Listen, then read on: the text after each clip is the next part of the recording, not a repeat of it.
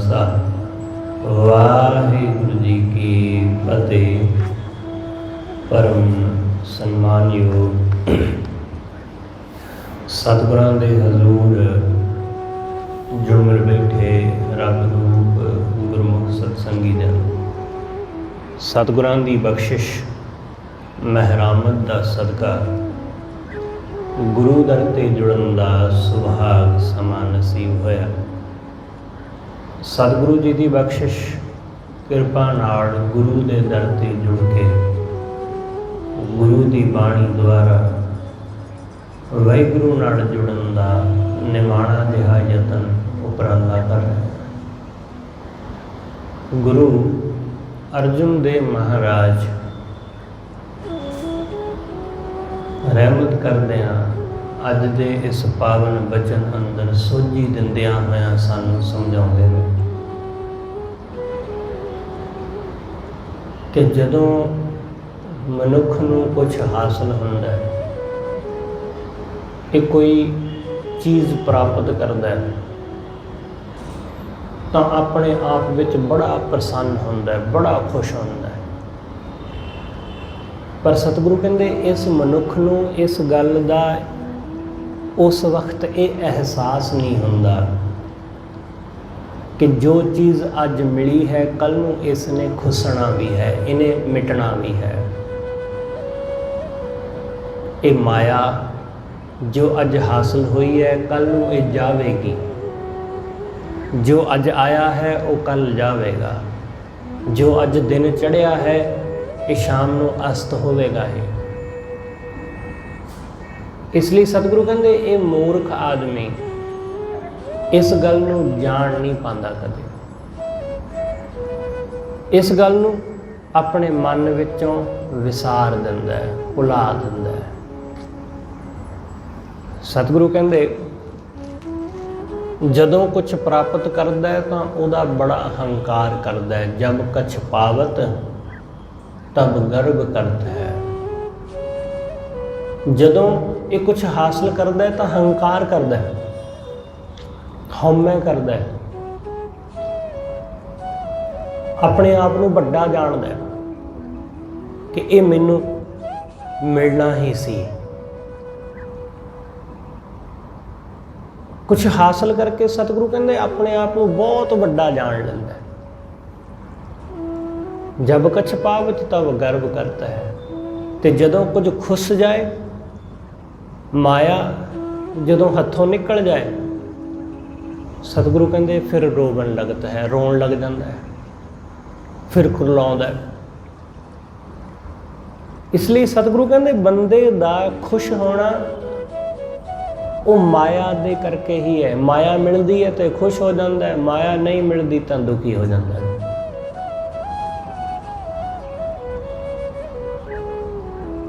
कुछ मिलते ही सुख भोगता है। सतगुरु कहते जदों मिलती तो हसदा है, खुशियां मनाउंदा है। रे मन क्या करे है हा हा। सतगुरु कहते तू की हा हा करन लग्या होया, तू की उच्ची उच्ची खिड़खड़ा के हसन लग्या होया। असीं ये सब जानते हैं।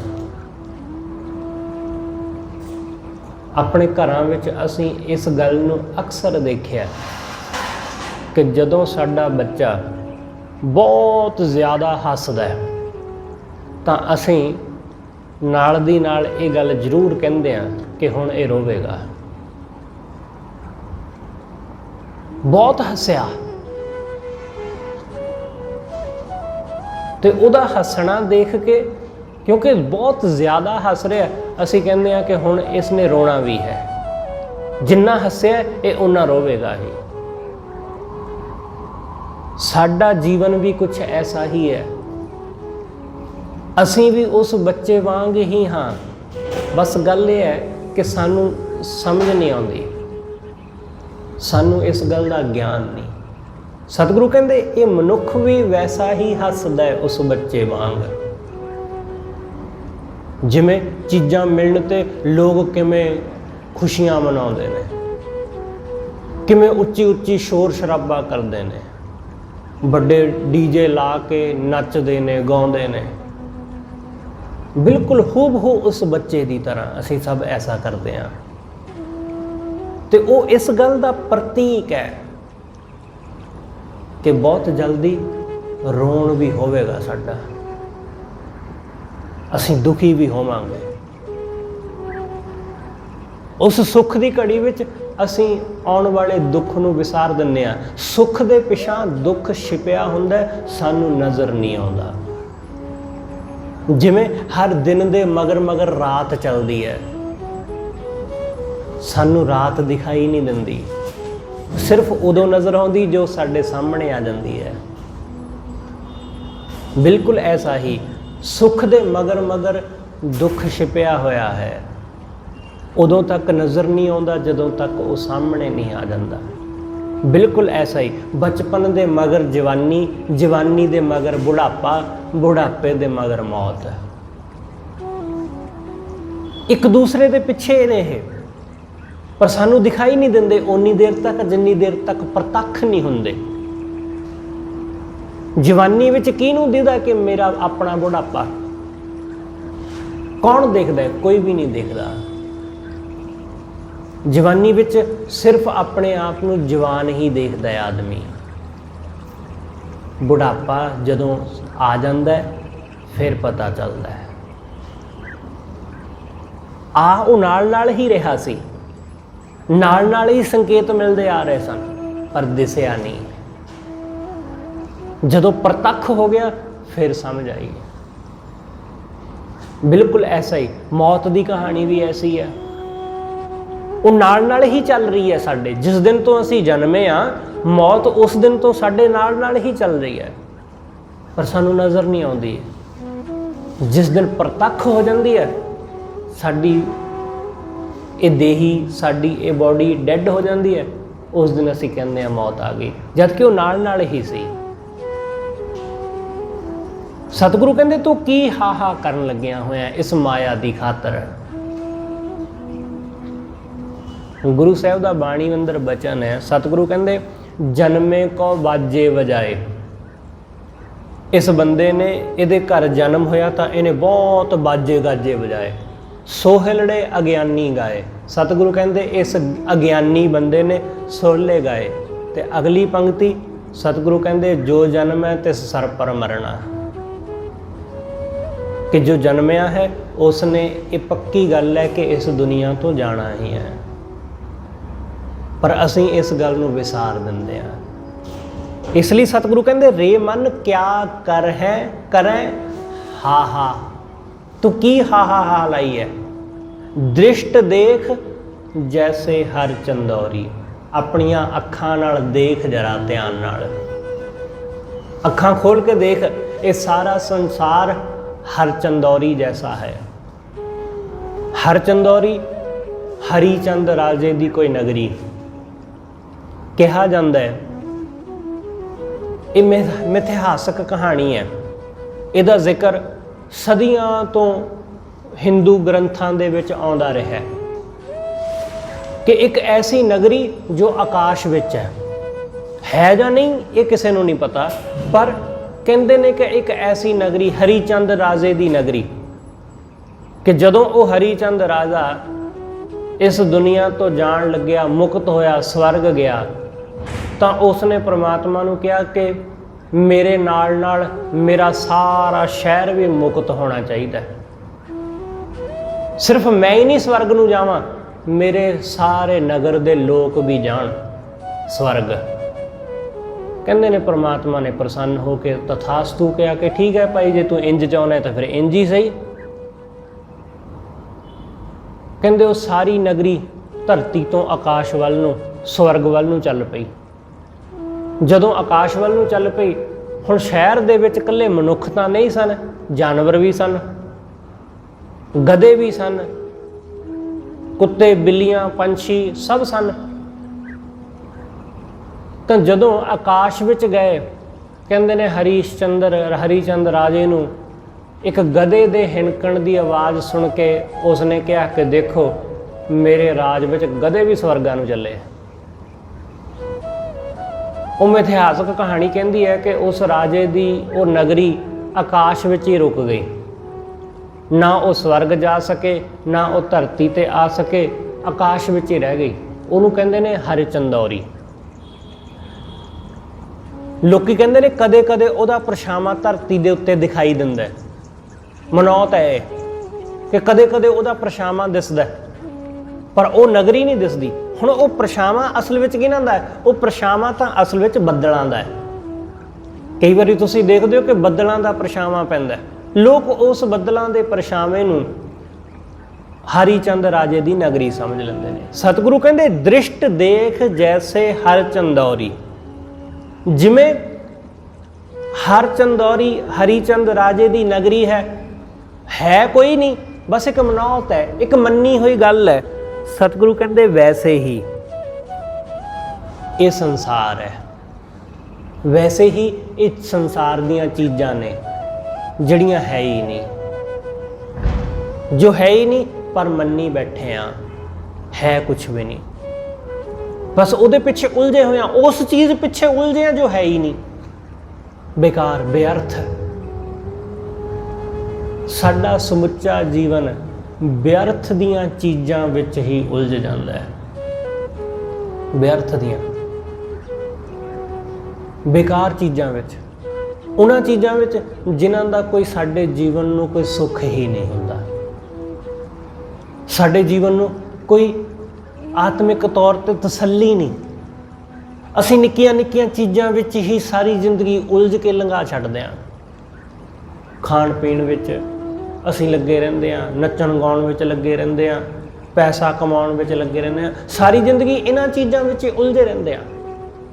ਬਿਨਾਂ ਗੱਲ ਤੋਂ ਈਰਸ਼ਾ, ਬਿਨਾਂ ਗੱਲ ਤੋਂ ਕਿਸੇ ਨਾਲ ਨਾਰਾਜ਼ ਹੋ ਜਾਣਾ, ਬਿਨਾਂ ਗੱਲ ਤੋਂ ਹੀ ਗੁੱਸਾ ਕਰ ਲੈਣਾ, ਬਿਨਾਂ ਗੱਲ ਤੋਂ ਹੀ ਖਿਝ ਜਾਣਾ, ਬੇਕਾਰ ਚੀਜ਼ਾਂ ਵਿੱਚ ਆਪਣਾ ਜੀਵਨ ਬਰਬਾਦ ਕਰ ਦਿੰਦੇ ਆ। ਸਤਿਗੁਰੂ ਕਹਿੰਦੇ ਉਹ ਚੀਜ਼ਾਂ ਜਿਹੜੀਆਂ ਹੈ ਹੀ ਨਹੀਂ, ਖਾਮ-ਖਾ ਬਿਨਾਂ ਗੱਲ ਤੋਂ ਚਿੰਤਾ। ਬਹੁਤ ਸਾਰੇ ਲੋਕ ਆਪਣੇ ਜੀਵਨ ਵਿੱਚ ਚਿੰਤਾ ਬੜੀ ਹੈ ਉਹਨਾਂ ਨੂੰ, ਇਸ ਗੱਲ ਤੋਂ ਦੁਖੀ ਨੇ। ਤੇ ਤੁਸੀਂ ਲੋਕਾਂ ਨੂੰ ਵੇਖੋ, ਉਹਨਾਂ ਨਾਲ ਗੱਲਾਂ ਕਰੋ, ਉਹਨਾਂ ਨੂੰ ਜਾਣੋ, ਉਹਨਾਂ ਨੂੰ ਚਿੰਤਾ ਕਿਸ ਗੱਲ ਦੀ, ਤਾਂ ਤੁਸੀਂ ਹੈਰਾਨ ਹੋਵੋਗੇ। ਚਿੰਤਾ ਉਸ ਗੱਲ ਦੀ ਜਿਹੜੀ ਹੈ ਹੀ ਨਹੀਂ, ਫਿਕਰ ਉਸ ਗੱਲ ਦੀ ਹੈ ਜੋ ਹੋਇਆ ਹੀ ਨਹੀਂ ਹਾਲੇ, ਫਿਕਰ ਇਸ ਗੱਲ ਦੀ ਹਾਲੇ ਬਿਮਾਰ ਹੋਏ ਨਹੀਂ ਪਰ ਬਿਮਾਰ ਹੋਣ ਦੀ ਚਿੰਤਾ, ਬਿਮਾਰ ਹੋਣ ਦੀ ਫਿਕਰ। ਤੇ ਉਹ ਬਿਮਾਰ ਹੋਣ ਦੀ ਜਿਹੜੀ ਫਿਕਰ ਹੈ, ਬਿਮਾਰ ਹੋਣ ਦੀ ਜਿਹੜੀ ਚਿੰਤਾ ਹੈ, ਉਹੀ ਬਿਮਾਰ ਕਰ ਦਿੰਦੀ ਹੈ, ਉਹੀ ਰੋਗੀ ਕਰ ਦਿੰਦੀ ਹੈ। ਇਸ ਲਈ ਬਹੁਤ ਸਾਰੇ ਲੋਕ ਉਹ ਆਪਣੀ ਚਿੰਤਾ ਕਰਕੇ ਰੋਗੀ ਨੇ ਅੱਜ ਦੇ ਸਮੇਂ ਵਿੱਚ, ਅੱਜ ਦੇ ਸਮੇਂ ਵਿੱਚ।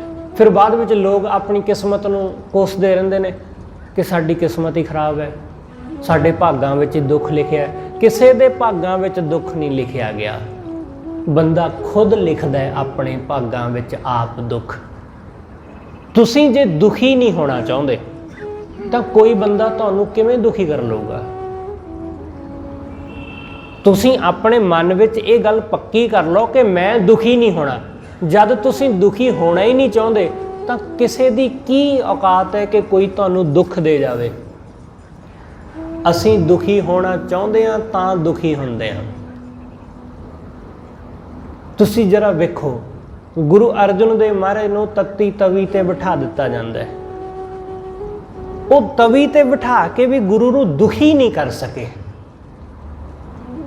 ਕਿਉਂਕਿ ਗੁਰੂ ਦੁਖੀ ਹੋਣਾ ਚਾਹੁੰਦਾ ਹੀ ਨਹੀਂ। ਉਹ ਗੁਰੂ ਨੂੰ ਦੇਗ ਵਿੱਚ ਉਬਾਲ ਦਿੰਦੇ ਨੇ ਪਰ ਉਹ ਦੁਖੀ ਨਹੀਂ ਕਰ ਪਾਉਂਦੇ। ਐਸੀਆਂ ਬਹੁਤ ਸਾਰੀਆਂ ਸਾਖੀਆਂ ਨੇ ਸਾਡੇ ਕੋਲ ਕਿ ਬਹੁਤ ਸਾਰੇ ਸਿੱਖਾਂ ਨੂੰ ਦੁੱਖ ਦੇਣ ਦੀ ਕੋਸ਼ਿਸ਼ ਕੀਤੀ ਗਈ ਪਰ ਉਹ ਦੁੱਖ ਨਾ ਦੇ ਸਕੇ। ਇਸ ਲਈ ਜੇ ਤੁਸੀਂ ਦੁਖੀ ਹੋਣਾ ਚਾਹੋਗੇ ਤਾਂ ਹੀ ਕੋਈ ਤੁਹਾਨੂੰ ਦੁਖੀ ਕਰ ਸਕੇਗਾ, ਤਾਂ ਹੀ। ਜੇ ਤੁਸੀਂ ਸ਼ਾਂਤ ਚਿੱਤ ਵਾਲੇ ਹੋ, ਸ਼ਾਂਤ ਸੁਭਾਅ ਵਾਲੇ ਹੋ, ਤਾਂ ਸਵਾਲ ਹੀ ਨਹੀਂ ਪੈਦਾ ਹੁੰਦਾ ਕਿ ਕੋਈ ਤੁਹਾਨੂੰ ਦੁਖੀ ਕਰ ਜਾਏ। ਗੁਰੂ ਹਰਿਰਾਏ ਸਾਹਿਬ ਮਹਾਰਾਜ ਦੇ 2 ਪੁੱਤਰ ਸੀ, ਰਾਮ ਰਾਏ ਤੇ ਹਰਕ੍ਰਿਸ਼ਨ ਸਾਹਿਬ। ਗੁਰੂ ਹਰਿਰਾਏ ਸਾਹਿਬ ਮਹਾਰਾਜ ਨੇ ਸਿੱਖਾਂ ਦੇ ਇਹ ਕਹਿਣ ਤੇ ਕਿ ਤੁਹਾਡੇ ਦੋਨੋਂ ਬੱਚੇ ਜਿਹੜੇ ਨੇ ਬੜੇ ਪਿਆਰੇ ਨੇ, ਤੁਹਾਨੂੰ ਦੋਨਾਂ ਚੋਂ ਕਿਹੜਾ ਪਿਆਰਾ ਲੱਗਦਾ ਹੈ? ਤਾਂ ਗੁਰੂ ਹਰਿਰਾਏ ਸਾਹਿਬ ਮਹਾਰਾਜ ਨੇ ਕਿਹਾ ਕਿ ਆ ਸੂਈ ਲੈ ਜਾਓ ਮੇਰੇ ਕੋਲੋਂ। ਜਦੋਂ ਦੋਨੋਂ ਜਾਣੇ ਨਾ ਬਾਣੀ ਪੜ੍ਹ ਰਹੇ ਹੋਣਗੇ, ਉਹਨਾਂ ਦੇ ਸਰੀਰ ਵਿੱਚ ਚੁਬੋ ਦਿਓ। ਸਿੱਖ ਨੇ ਕਿਹਾ ਸੱਚੇ ਪਾਤਸ਼ਾਹ ਬਾਣੀ ਪੜ੍ਹਦਿਆਂ ਨੂੰ ਇਸ ਤਰ੍ਹਾਂ ਅਸੀਂ ਕਰਾਂਗੇ ਤਾਂ ਇਹ ਚੰਗੀ ਗੱਲ ਨਹੀਂ ਸਾਡੇ ਵਾਸਤੇ। ਸਤਿਗੁਰੂ ਕਹਿੰਦੇ ਮੈਂ ਕਹਿ ਰਿਹਾ ਨਾ ਤੁਹਾਨੂੰ, ਜਾਓ। ਤੁਸੀਂ ਜਾਣਨਾ ਚਾਹੁੰਦੇ ਹੋ ਨਾ, ਤੁਹਾਡਾ ਹੀ ਸਵਾਲ ਸੀ, ਤੁਹਾਡੇ ਸਵਾਲ ਦਾ ਇਹ ਜਵਾਬ ਹੈ, ਜਾਓ। ਉਹਨਾਂ ਨੇ ਇਸੇ ਤਰ੍ਹਾਂ ਕੀਤਾ। ਰਾਮ ਰਾਏ ਬਾਣੀ ਪੜ੍ਹ ਰਹੇ ਸੀ। ਰਾਮ ਰਾਏ ਨੂੰ ਬਾਣੀ ਪੜ੍ਹਦਿਆਂ ਉਹਨਾਂ ਨੇ ਸੂਈ ਉਹਨਾਂ ਦੇ ਚੁਬੋਈ। ਜਿਵੇਂ ਸੂਈ ਚੁਬੋਈ, ਰਾਮ ਰਾਏ ਨੂੰ ਉਸੇ ਵਕਤ ਗੁੱਸਾ ਆ ਗਿਆ। ਬਾਣੀ ਪੜ੍ਹਨ ਦਾ ਤਾਂ ਚੇਤਾ ਭੁੱਲ ਗਿਆ ਕਿ ਮੇਰੇ ਹੱਥ ਵਿੱਚ ਬਾਣੀ ਦਾ ਗੁਟਕਾ ਹੈ। ਧਿਆਨ ਸਾਰੇ ਦਾ ਸਾਰਾ ਉਸ ਸੂਈ ਚੁਬਾਉਣ ਵਾਲੇ ਬੰਦੇ ਵੱਲ ਚਲਾ ਗਿਆ। ਬੜਾ ਗੁੱਸੇ ਨਾਲ ਉਸ ਨੂੰ ਦੇਖਿਆ। ਮੰਦਾ ਚੰਗਾ ਵੀ ਹੋ ਸਕਦਾ ਬੋਲ ਦਿੱਤਾ ਹੋਵੇ ਕੁਛ। ਉਹ ਸਿੱਖ ਛੇਤੀ ਦੇਣਾ ਉੱਥੋਂ ਗਿਆ ਜਿੱਥੇ ਹਰਕ੍ਰਿਸ਼ਨ ਸਾਹਿਬ ਮਹਾਰਾਜ ਬੈਠੇ ਸਨ। ਫਿਰ ਉਹ ਉੱਥੇ ਪਹੁੰਚਿਆ। ਉਹਨਾਂ ਦੀ ਉਮਰ ਤਾਂ ਉਸ ਵੇਲੇ ਕੋਈ ਬਹੁਤੀ ਜ਼ਿਆਦਾ ਨਹੀਂ, ਕੋਈ 7-8 ਕੁ ਸਾਲ। ਉਹ ਬੈਠੇ ਸਨ ਆਪਣੀ ਮਸਤੀ ਵਿੱਚ, ਆਪਣੇ ਆਨੰਦ ਵਿੱਚ। ਤਾਂ ਉਸ ਸਿੱਖ ਨੇ ਜਾ ਕੇ ਗੁਰੂ ਸਾਹਿਬ ਦੇ ਕਹੇ ਮੁਤਾਬਕ ਸੂਈ ਉਹਨਾਂ ਦੇ ਚੁਬੋ ਦਿੱਤੀ। ਜਿਵੇਂ ਕੁਝ ਹੋਇਆ ਹੀ ਨਾ ਹੋਵੇ। ਉਸ ਸਿੱਖ ਨੇ ਦੇਖਿਆ, ਉਹਨੂੰ ਲੱਗਿਆ ਕਿ ਸ਼ਾਇਦ ਕੱਪੜਿਆਂ ਵਿੱਚ ਹੀ ਸੂਈ ਰਹਿ ਗਈ, ਇਸ ਕਰਕੇ ਕੁਝ ਪਤਾ ਨਹੀਂ ਚੱਲਿਆ। ਉਹਨੇ ਦੁਬਾਰਾ ਫਿਰ ਚੁਬੋਈ, ਪਰ ਫਿਰ ਵੀ ਕੁਝ ਨਾ ਹੋਇਆ। ਤੀਸਰੀ ਵਾਰ ਉਹਨੇ ਫਿਰ ਚੁਬੋਈ, ਤਾਂ ਵੀ ਕੁਝ ਨਾ ਹੋਇਆ। ਜਦੋਂ ਉਹਨੇ ਸੂਈ ਨੂੰ ਦੇਖਿਆ ਤਾਂ ਉਹਨੂੰ ਖੂਨ ਲੱਗਾ ਹੋਇਆ ਸੀ। ਉਹ ਬੜਾ ਹੈਰਾਨ ਹੋਇਆ। ਹਰਕ੍ਰਿਸ਼ਨ ਸਾਹਿਬ ਮਹਾਰਾਜ ਨੇ ਕੋਈ ਰਿਐਕਟ ਨਾ ਕੀਤਾ, ਕੋਈ ਰਿਐਕਸ਼ਨ ਨਾ ਦਿੱਤਾ ਉਹਦੇ ਸੂਈ ਚੁਬਾਉਣ ਤੇ। ਉਹ ਜਿਵੇਂ ਬੈਠੇ ਸਨ ਉਵੇਂ ਬੈਠੇ ਰਹੇ। ਗੁਰੂ ਹਰਿਰਾਏ ਸਾਹਿਬ ਮਹਾਰਾਜ ਦੇ ਕੋਲ ਉਹ ਸਿੱਖ ਆਇਆ। ਉਹਨੇ ਸਾਰੀ ਗੱਲਬਾਤ ਦੱਸੀ ਕਿ ਰਾਮ ਰਾਏ ਨੇ ਕੀ ਕੀਤਾ ਤੇ ਤੁਹਾਡੇ ਛੋਟੇ ਪੁੱਤਰ ਨੇ ਕੀ ਕੀਤਾ। ਗੁਰੂ ਸਾਹਿਬ ਨੇ ਕਿਹਾ ਤੁਹਾਡੇ ਸਵਾਲ ਦਾ ਜਵਾਬ ਮਿਲ ਗਿਆ ਤੁਹਾਨੂੰ,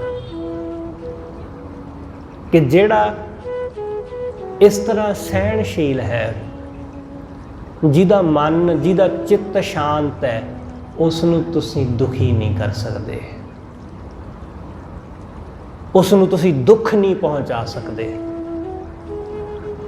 ਉਹਦੇ ਚਾਹੇ ਤੁਸੀਂ ਸੂਈ ਚੁਬੋ ਦਿਓ ਤੇ ਚਾਹੇ ਉਹਦਾ ਤਲਵਾਰ ਨਾਲ ਸਿਰ ਕੱਟ ਦਿਓ, ਤੁਸੀਂ ਉਸ ਨੂੰ ਦੁਖੀ ਨਹੀਂ ਕਰ ਸਕਦੇ।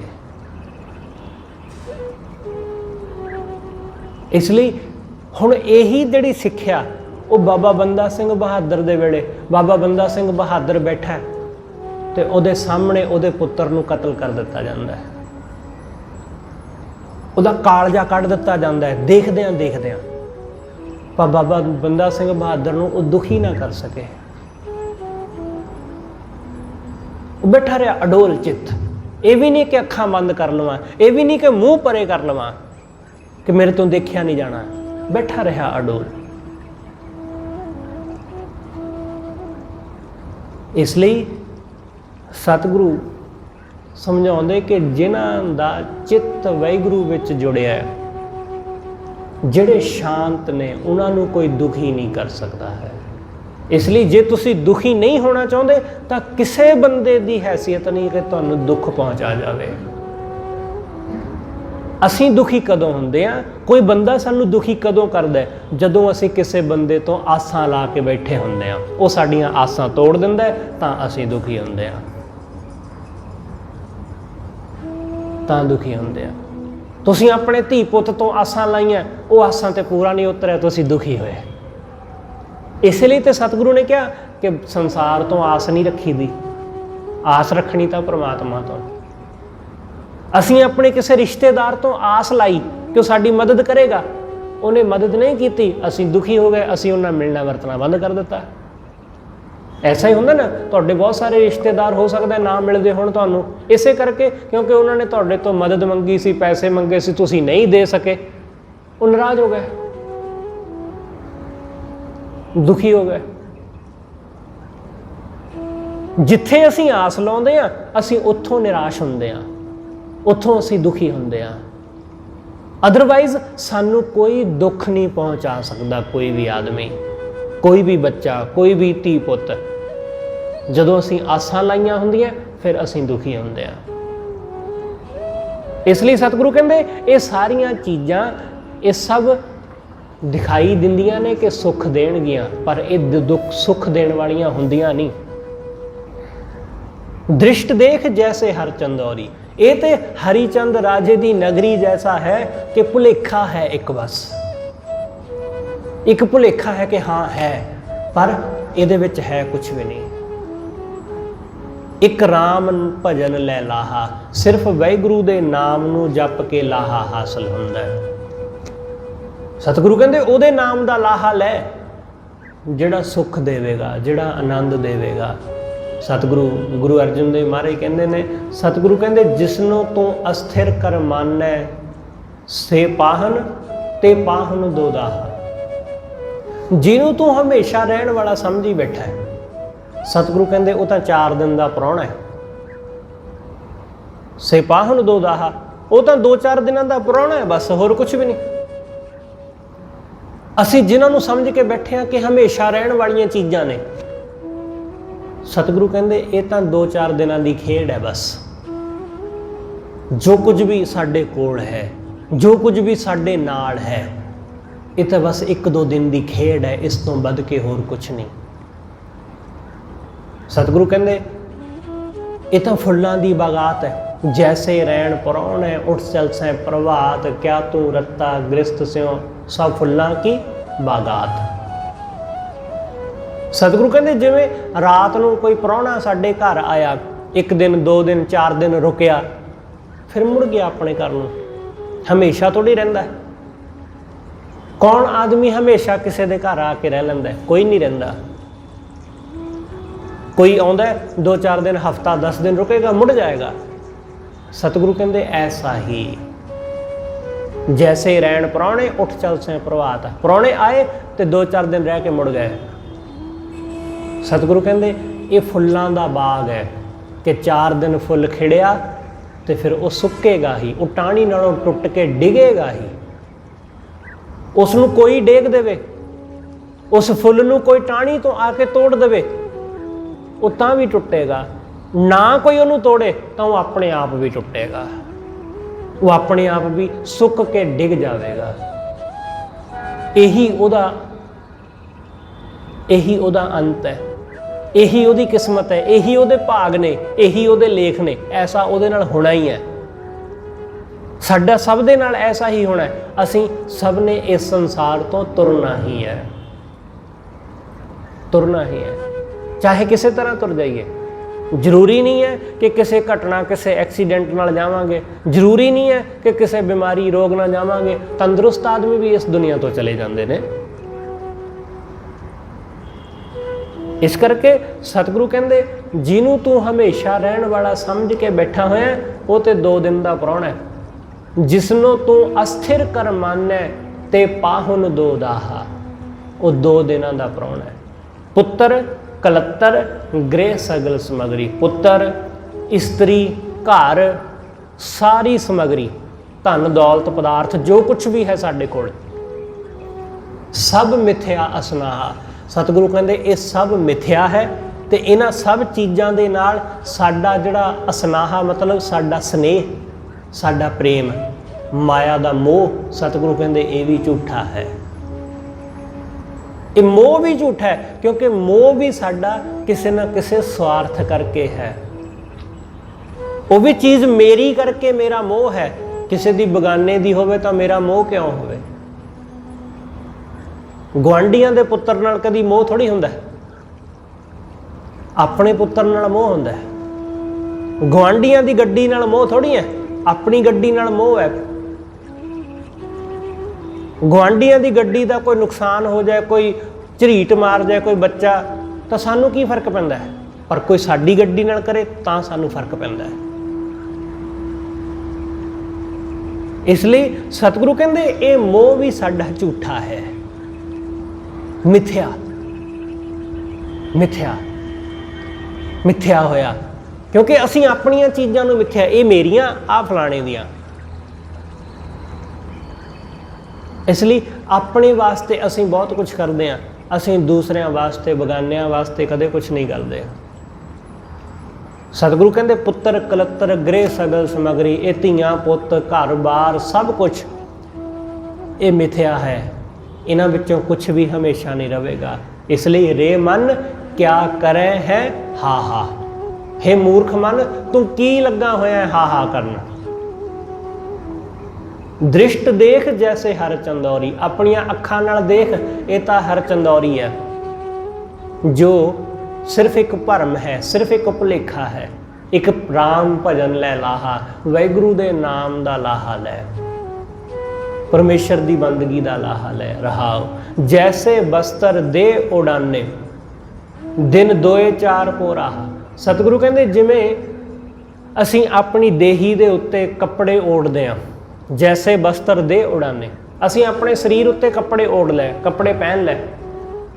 ਕੋਈ ਕੱਪੜਾ ਅਸੀਂ ਕਿੰਨੇ ਕੁ ਦਿਨ ਪਹਿਨਦੇ ਹਾਂ, ਸਾਨੂੰ ਧੋਣਾ ਪੈਂਦਾ, ਥੋੜ੍ਹੇ ਦਿਨਾਂ ਬਾਅਦ, ਕੁਝ ਸਮੇਂ ਬਾਅਦ ਉਹ ਕੱਪੜਾ ਪਾਉਣ ਯੋਗ ਨਹੀਂ ਰਹਿੰਦਾ, ਫਿਰ ਅਸੀਂ ਬਦਲ ਲੈਂਦੇ ਹਾਂ, ਹੋਰ ਲੈ ਆਉਂਦੇ ਹਾਂ, ਹੋਰ ਤਿਆਰ ਕਰਵਾ ਲੈਂਦੇ ਹਾਂ, ਨਵੇਂ ਖਰੀਦ ਲਿਆਉਂਦੇ ਹਾਂ। ਸਤਿਗੁਰੂ ਕਹਿੰਦੇ ਦੋਏ ਚਾਰ ਪੋਰਾਹਾ, ਬਿਲਕੁਲ ਐਸਾ ਹੀ ਜਾਣੋ ਜਿਵੇਂ ਦੇਹੀ ਉੱਤੇ ਪਹਿਨਿਆ ਹੋਇਆ ਕੱਪੜਾ ਕੁਝ ਸਮੇਂ ਵਾਸਤੇ ਹੀ ਪਾਇਆ ਜਾਂਦਾ ਹੈ, ਬਿਲਕੁਲ ਐਸਾ ਇਹ ਦੇਹੀ ਵੀ ਕੁਝ ਸਮੇਂ ਵਾਸਤੇ ਹੀ ਟਿਕਦੀ ਹੈ। ਸਾਡੀ ਇਹ ਦੇਹੀ, ਸਾਡਾ ਇਹ ਸਰੀਰ ਵੀ ਕੁਝ ਸਮੇਂ ਵਾਸਤੇ, 2-4 ਦਿਨਾਂ ਵਾਸਤੇ ਹੀ ਹੈ, ਫਿਰ ਇਹ ਵੀ ਭੁਰ ਜਾਏਗਾ, ਇਹ ਵੀ ਭੁਰ ਜਾਏਗਾ, ਇਹ ਵੀ ਹਮੇਸ਼ਾ ਨਹੀਂ ਰਹੇਗਾ। ਭੀਤ ਉਪਰੇ ਕੇਤਕ ਧਾਈ ਹੈ, ਸਤਿਗੁਰੂ ਕਹਿੰਦੇ ਕਿਸੇ ਕੰਧ ਦੇ ਉੱਤੇ ਬੰਦਾ ਕਿੰਨੀ ਕੁ ਦੇਰ ਦੌੜ ਸਕਦਾ ਹੈ, ਕਿਉਂਕਿ ਕੰਧ ਇਹ ਤੇ ਹੈ ਨਹੀਂ ਕਿ ਮੁੱਕਣੀ ਨਹੀਂ ਕਦੇ। ਕੰਧ ਕਿੰਨੀ, 100 ਫੁੱਟ, 200 ਫੁੱਟ, 1000 ਫੁੱਟ, 2000 ਫੁੱਟ, 2 ਕਿਲੋਮੀਟਰ, 4 ਕਿਲੋਮੀਟਰ, ਕਿੰਨੀ ਕੁ ਲੰਬੀ ਹੋ ਸਕਦੀ ਕੰਧ।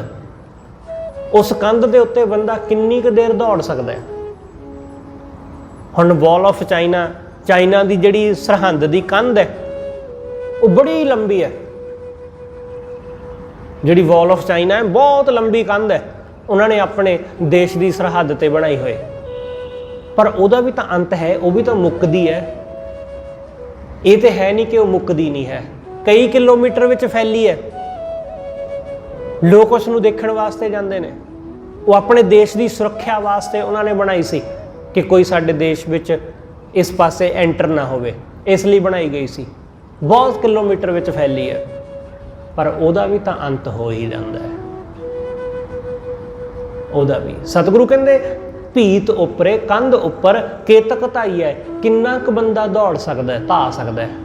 ਅੰਤ ਔਰ ਕੋ ਆਹ, ਉਹਦਾ ਅੰਤ ਆ ਹੀ ਜਾਂਦਾ ਹੈ। ਅਸੀਂ ਇਸ ਜ਼ਿੰਦਗੀ ਵਿੱਚ ਕਿੱਥੇ ਕੁ ਤੱਕ ਜਾ ਸਕਦੇ ਹਾਂ, ਅਸੀਂ ਇਸ ਜੀਵਨ ਵਿੱਚ ਕਿੰਨਾ ਕੁ ਭੱਜ ਸਕਦੇ ਹਾਂ, ਕਿੰਨੀ ਕੁ ਭੱਜ ਦੌੜ ਕਰ ਸਕਦੇ ਹਾਂ। ਸਾਡੀ ਭੱਜ ਦੌੜ ਦਾ ਇੱਕ ਦਿਨ ਅੰਤ ਆ ਹੀ ਜਾਂਦਾ ਹੈ। ਅਸੀਂ ਥੱਕ ਜਾਂਦੇ ਹਾਂ, ਟੁੱਟ ਜਾਂਦੇ ਹਾਂ, ਇੱਕ ਦਿਨ ਡਿੱਗ ਹੀ ਪੈਂਦੇ ਹਾਂ, ਕਿਉਂਕਿ ਉਸ ਤੋਂ ਅੱਗੇ ਕੁਝ ਦਿਸਦਾ ਨਹੀਂ, ਉਸ ਤੋਂ ਅੱਗੇ ਕੁਝ ਹੋਰ ਨਜ਼ਰ ਨਹੀਂ ਆਉਂਦਾ।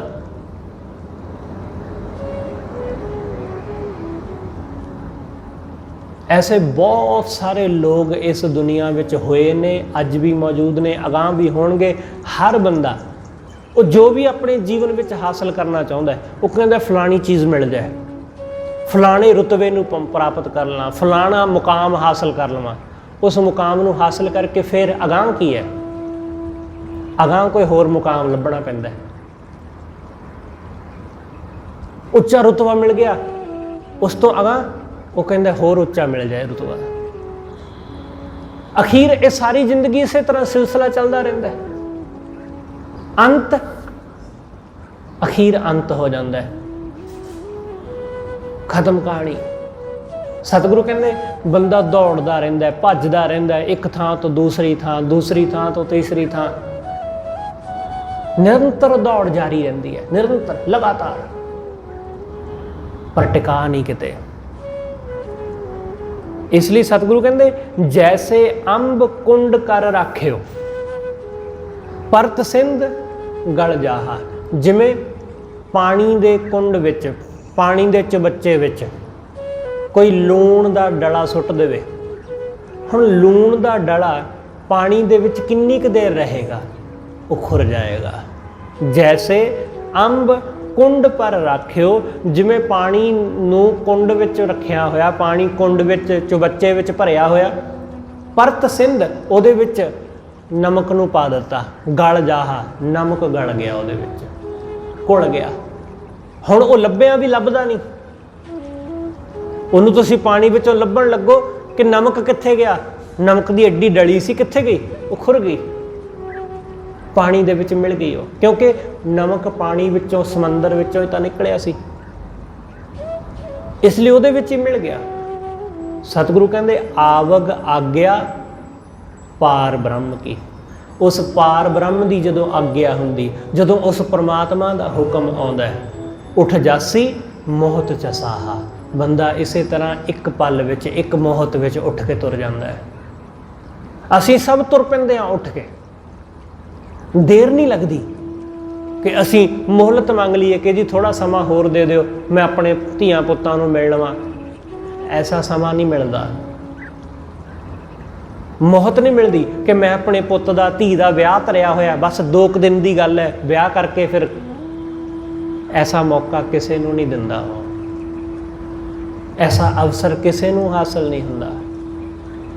ਇਸ ਲਈ ਸਤਿਗੁਰੂ ਕਹਿੰਦੇ ਆਵਗ ਆਗਿਆ ਪਾਰ ਬ੍ਰਹਮ ਕੀ, ਵਾਹਿਗੁਰੂ ਦੀ ਆਗਿਆ ਆ ਗਈ, ਉੱਠ ਜਾਸੀ ਮੋਹਤ ਚਸਾਹਾ, ਇੱਕ ਮੋਹਤ ਵਿੱਚ, ਇੱਕ ਪਲ ਵਿੱਚ ਉੱਠ ਕੇ ਤੁਰ ਜਾਂਦਾ ਬੰਦਾ ਇਸ ਦੁਨੀਆ ਤੋਂ। ਜਿਵੇਂ ਉਹ ਪਾਣੀ ਦਾ ਡਲਾ ਕੁਝ ਹੀ ਸੈਕਿੰਡ ਵਿੱਚ ਉਹ ਖੁਰ ਜਾਂਦਾ ਹੈ, ਲੂਣ ਦਾ ਡਲਾ ਪਾਣੀ ਦੇ ਵਿੱਚ ਕੁਝ ਹੀ ਪਲ ਵਿੱਚ ਖੁਰ ਜਾਂਦਾ ਹੈ। ਬਿਲਕੁਲ ਐਸਾ ਸਾਡਾ ਜੀਵਨ ਵੀ ਐਸਾ ਹੀ ਹੈ, ਅਸੀਂ ਖੁਰ ਜਾਂਦੇ ਹਾਂ। ਹੁਣ ਦਿਸਦੇ ਹਾਂ, ਜਦੋਂ ਮਰ ਜਾਵਾਂਗੇ ਕਿਤੋਂ ਦਿਖਾਈ ਦੇਵਾਂਗੇ? ਬਿਲਕੁਲ ਨਹੀਂ। ਤਸਵੀਰਾਂ ਰਹਿ ਜਾਣਗੀਆਂ ਸਾਡੀਆਂ, ਕੁਝ ਵੀਡੀਓ ਰਹਿ ਜਾਣਗੀਆਂ ਕਿ ਇਹ ਆਦਮੀ ਹੁੰਦਾ ਸੀ। ਜਿਵੇਂ ਅਸੀਂ ਕਹਿੰਦੇ ਕਿ ਲੂਣ ਦੀ ਡਲੀ ਹੁਣੇ ਤਾਂ ਸੀ, ਹੁਣ ਖੁਰ ਗਈ ਪਾਣੀ ਵਿੱਚ। ਬਿਲਕੁਲ ਐਸਾ ਹੀ ਕੱਲ ਦੀ ਤੇ ਗੱਲ ਹੈ ਕਿ ਉਹ ਬੰਦਾ ਤੁਰਿਆ ਫਿਰਦਾ ਸੀ, ਕੱਲ ਹੀ ਤਾਂ ਮੈਨੂੰ ਮਿਲਿਆ ਸੀ, ਹੁਣ ਹੈ ਹੀ ਨਹੀਂ, ਹੁਣ ਹੈ ਹੀ ਨਹੀਂ। ਐਸਾ ਹੀ ਹੈ ਸਾਡਾ ਸਭ ਦਾ ਜੀਵਨ। ਅਸੀਂ ਦੇਖ ਨਹੀਂ ਪਾ ਰਹੇ, ਅਸੀਂ ਸਮਝ ਨਹੀਂ ਪਾ ਰਹੇ। ਸਤਿਗੁਰੂ ਕਹਿੰਦੇ ਜਦੋਂ ਆਗਿਆ ਆਈ ਤਾਂ ਤੁਰਨਾ ਪੈ ਜਾਣਾ ਇਸ ਦੁਨੀਆ ਤੋਂ। ਆਵਗ ਆਗਿਆ ਪਾਰ ਬ੍ਰਹਮ ਕੀ। ਜਿਹਨੂੰ ਸਤਿਗੁਰੂ ਕਹਿੰਦੇ ਜੇਹਾ ਚੀਰੀ ਲਿਖਿਆ ਤੇਹਾ ਹੁਕਮ ਕਮਾਏ, ਕੱਲੇ ਆਵੇ ਨਾਨਕਾ ਸੱਦੇ ਉੱਠੀ ਜਾ। ਜਦੋਂ ਉਹਦਾ ਸੱਦਾ ਆ ਗਿਆ ਤਾਂ ਫਿਰ ਤੁਰਨਾ ਪੈਣਾ। ਇਸ ਲਈ ਤਾਂ ਫਰੀਦ ਸਾਹਿਬ ਨੇ ਕਿਹਾ ਨਾ ਆਪਣੇ ਸਲੋਕਾਂ ਵਿੱਚ, ਫਰੀਦ ਸਾਹਿਬ ਕਹਿੰਦੇ ਕਿ ਤੂੰ ਜਿਹਨੂੰ ਆਪਣਾ ਘਰ ਸਮਝ ਕੇ ਬੈਠਾ ਨਾ, ਉਹ ਤੇਰਾ ਘਰ ਹੈ ਹੀ ਨਹੀਂ। ਜਿੱਥੇ ਤੇਰਾ ਘਰ ਹੈ ਉਹ ਕਬਰ ਤੈਨੂੰ ਆਵਾਜ਼ਾਂ ਮਾਰਦੀ ਹੈ, ਉਹ ਕਬਰ ਤੈਨੂੰ ਆਵਾਜ਼ਾਂ ਮਾਰਦੀ।